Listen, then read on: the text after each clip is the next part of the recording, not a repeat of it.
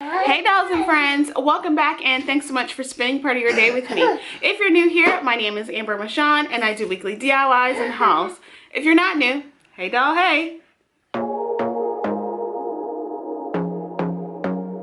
So in today's video, I have some really high-end but super easy DIYs for you. They all came from either the Dollar Tree, Dollar General, or Target's Dollar Spot section. So they're all $1 DIYs. Really hope you guys do enjoy this. If you do, make sure you give me a big thumbs up. If you're new and love what you see, but also love crafting, all things home decor on a budget, I would love if you would consider subscribing and hitting the bell right next to it so you're notified every time that I upload. Alright dolls, let's go ahead and jump right in.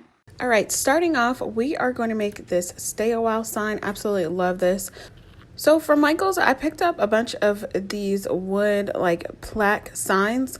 They were only $1 and I had to actually remove the clips from this. This actually took a little bit of time and a little bit of force behind it. It wasn't that easy. You could kind of pop up some of the tops to like the screw tops or whatever and then take the clips off. It just took a little bit of time. So when you do this, just be careful, take your time, take it slow, and it will eventually come up. So once they were all up on these 4 wood pieces, I went ahead and started to sand down the holes because some of the wood split just a little bit. So I just got a piece of sandpaper and just sanded down all of the pieces. After that was done, I took my wood filler, this pink stuff that I got from the Home Depot, and I just filled in each of the holes on the front side. I didn't use my finger. I just used like this this wood dowel that came with these picture holders, these wood picture holders. Yeah, I wanted to call them picture frames, but they are not that. So once all of those were filled in, I just set it aside and let it dry. Once they were dry, I was ready to sand it down to get a smoother surface. This part is super easy and extremely satisfying. And I love that this dries from pink to wood brown.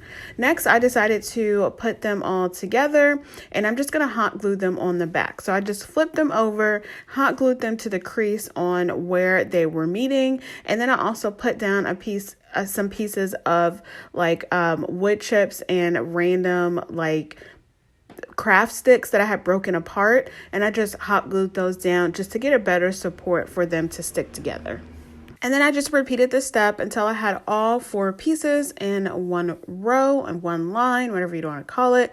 And yeah, looks super great. Then I gave it a little bit more support because when I picked it up, it's still a little bit flimsy.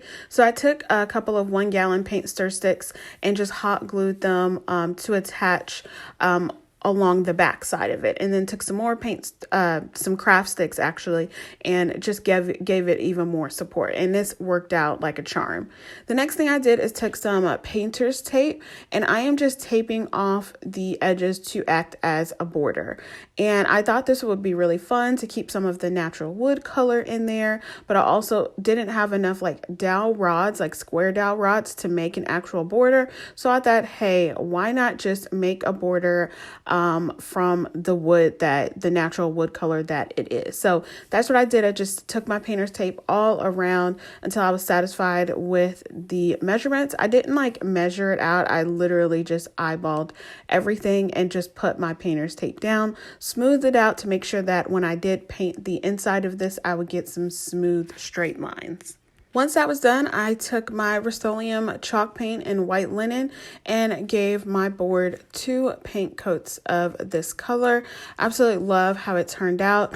I just kind of went in a back and forth motion, just making sure I got in all of the creases, the crevices, and make sure I had a really nice stark white color, but still that you would be able to see some of these like shiplap lines in it. And that's pretty much what I'm going for, is a nice shiplap sign. You guys know I love my shiplap. After I let it sit aside to dry, I just pull up my painter's tape and I absolutely am loving this. I know you guys gave me so many different options and there are so many different options out there to not get any bleeding, but I just decided to take the task on just buying a better grade of painter's tape, and this worked out so much better. After that, I went to my Cricut and cut out the phrase "stay a while" with some black vinyl, and I'm just placing it right on top of there. I didn't measure it on the sides or in between. I just kind of eyeballed how far apart that it needed to be, and I will have the font in my description box below. I don't remember it as I'm doing this voiceover, but I'll have it in my description box below. And I just I cut this out using my maker machine. So yeah, I just put that on the top, but then I also made sure I smoothed out to where the creases are in those shiplap lines so that the wording and the letters are kind of sunken in with those creases. Next, I took some of these half wood beads and painted them using my jet black color from Appleberry's, just acrylic paint. After they were dry, I then decided to hot glue them down to the corner of where the paint meets the border. And oh my gosh, I absolutely love how this looks. It gives it so much character and it just brings it all together, and I really love it. After that, I then hot glued some nautical rope that I had from Dollar Tree. I already had this on hand. Just hot glued it to the back to act as my hanger. And that is it for this one. Absolutely love this. Super, super simple, but looks so high end in your entryway. Daring baby, dance the night away. I let my head down if I won. Don't you just get tired chasing fame and being pretty all the time? Doesn't sound like fun. You can do better. Let me show you what a good time looks like. You can do better. So much better. Next up, I am making these distressed mason jars, and this might be the easiest one in this video. So from Dollar General, I picked up 2 of these mason jars, and I am using my Ivory chalk paint from Waverly. I picked this up from Walmart a little while ago. I think it was when we all ran out of white paint. Anyways, then I just painted this mason jar. I'm doing 2 of these, and I just painted that all around, and I actually did 2 separate coats of this, letting it dry completely in between for about 20 minutes each to make sure that I didn't get any weird paint chunks or anything like that. This is what it looks like after it is all dry, and then all I'm going to do is take a piece of sandpaper, this is 80 grit, and just go ahead and sand down all of the raised parts to this mason jar. I start with that first, and then I go around the rest of the jar and distress or sand down the paint on the top or the bottom of the jar. This really, you do it until your eyes are happy, until you're satisfied with the look. As farmhouse, as rustic, as chic as you're wanting to go, just keep going until you're happy. I will say it's kind of like a wrist and finger hand workout, so that part. But this is what it looks like afterwards. And then all I did was put the top back on. The lid is black. It goes perfect, but you can style this 2 different ways. And here are the ways that I have styled it with the 2 mason jars that I have. You can just close it with the lid on top. You can put the lid on bottom and have the jar standing on that.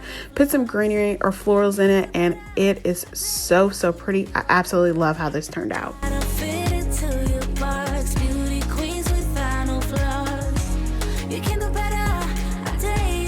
The next DIY, we're making these double window wreaths. So from Target's Dollar Spot, I picked up these windows. They were just a couple of dollars. I think they were maybe $3, maybe $2. I don't remember. And then I also have this wired jute from Dollar Tree and some random pieces of boxwood. I have so many boxwood floral picks that having all this extra is not surprising to me. So the first thing I did is just remove all of the pieces on the back of each of these windows. This did take a little bit of time because it's a lot of unscrewing, and I just needed a small screwdriver. And then I had to pop out the actual window pane for these windows. I thought it was going to be a lot easier than it was, but these are actually hot glued in. Now I've had these windows for a very long time, and I just did not know what I wanted to do with with them. Just wanted to do something really classy and really farmhouse. So this was perfect, but the window panes were a little tough to get out because I didn't want to break the frame either. So once I got that out, I then took a brush and just started to paint it using my linen white chalk paint from Rust-Oleum again. And then the paintbrush that I'm using, I actually picked this up from Amazon. It'll be linked below in my Amazon store. And what I like about this brush, it's really bristly, so it gives it the look of distressing without having to go back with some sanding paper or a sanding block to get that distressing look. It just is really imperfect, like brush lines, and I absolutely love that. And that's exactly what I was going for. But I just painted it all around on both of these frames. As I'm letting my window frames dry, I'm then going to take that wired jute cord and make my own little wreath. I don't have any smaller like wire pieces. You can use floral wire, but I'm never really good at using floral wire. It always just bends on me, and it frustrates me so much. So yeah, I loved using this wired jute because it just seemed a little bit more stable to me. And this was actually my first time using this. I have like 5 of these and I haven't used them yet. But anyways, I just wrapped it around itself to make a circle, and then I began to hot glue all of my boxwood pieces directly on to the jute cord. And this part was so easy. You do have to just make sure you keep it in place just for a little while so that it can dry in place. And then I just put all of my little leaves on there, or twigs, sprigs, whatever you want to call them, in one direction and made it as full as I wanted. You can make it as full or as thin, whatever you want. I love a full looking wreath. So this one was super fun to make. I just kind of stuck in pieces that, needed more in certain places. Yeah. After my window frames were dry, I then went and put my panels back inside and then just screwed everything in. I didn't feel I needed to show you that, but that's how it looks after everything is put back together. Then I hot glued them together on to the side. You can use heavier duty hot glue if you want, but I use hot glue for video purposes. Then I just hot glued my wreath right on top, and that's it for this easy one. But it is so beautiful. Absolutely love this, and I cannot wait to style this in my home. Dance the night away, I'll kick my shoes off if I want. Let yourself be free, and maybe you will find that there is more to life than being pretty. Honey, let's just face it, you can do better. For our next DIY, I am making a flat tray is what I'm calling it. So from Dollar Tree, I took this circular summer sign, some square wood cubes, and some black and white acrylic paint from Walmart. So the first thing I did is covered up the front of the sign because I'm not using it. And you guys know I hate all this glitter and hate trying to figure out how to take it all off. So just covered it up with some brown craft paper and applied it with hot glue. Cut it all down on the sides, and I am good to go. I did remove the tag off of this sign using my heat tool and just pulling that right up. Once that was done, this is what I'm left with. But then I also decided to take some beads and string them across the corners on the sides of the tray, just to give it a little bit of character, a little bit of sass, and just give it something more. So I have these sticker like gem beads or whatever from Dollar Tree. I have so many of them and needed to use them, so I just put them on to the edge. Now they don't stick that well. They stick well enough, but once you start painting it, they come off. So I had to hot glue in some places down. I don't show you that, but if you do this, just know that some of them will kind of peek up and you just need to hot glue them down a little bit. No biggie. After it was all complete, I again took my wood filler to cover up the hole that the sign had when I took out the jute cord on it. So I'm setting that aside to dry, and I'm going to work on my wood cubes, and I'm making these handles out of these cubes. So I have 7 of these cubes, and then I'm using some wood glue, and I just put a little bit on it and then put them all together. So you're going to have 5 across, and then you're going to have 2 on top. Well, 1 on each side. You guys can see what I'm doing. It's just literally like a square arch. An arch is curved. This is not. but you can see this handle. And then that is it pretty much. You just let it sit aside to dry. After it dried, and it actually dried really, really quickly, you guys, like probably like 15 minutes. Then I took my white acrylic paint and gave each of these handles 2 coat paints of this color. And I think it is perfect. I love the uniqueness of these handles.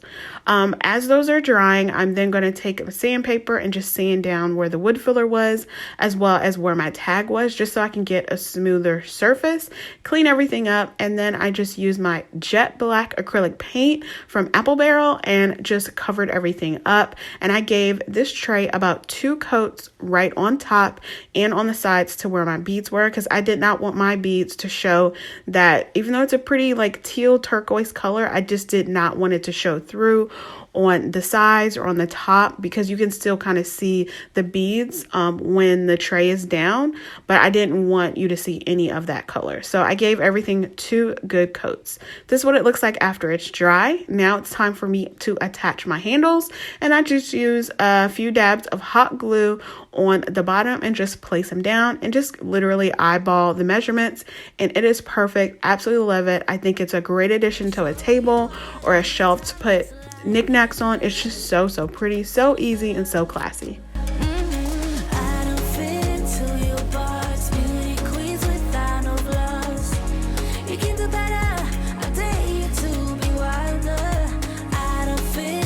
Alright dolls, that's all I have for you today. I really hope you enjoyed this video. If you did, give me a big thumbs up.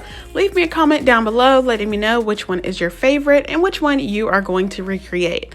Subscribe if you haven't already. Be blessed, stay safe, and I will see you on the next one. Bye! Wise for you? Hi.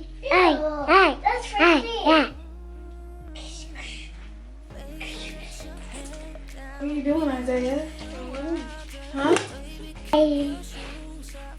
Bye. Huh? Go over there so I can see. That's crafty! That crafty is for crafty ink! What? That crafty is for the ink! Uh-huh. Well, go ahead. Take it away. Give me that hand. It's trash. You throwing it away when you get downstairs, okay? Bye. Is this the key, bro? Huh? This is the key, bro. Bye. Bye. Is it for really?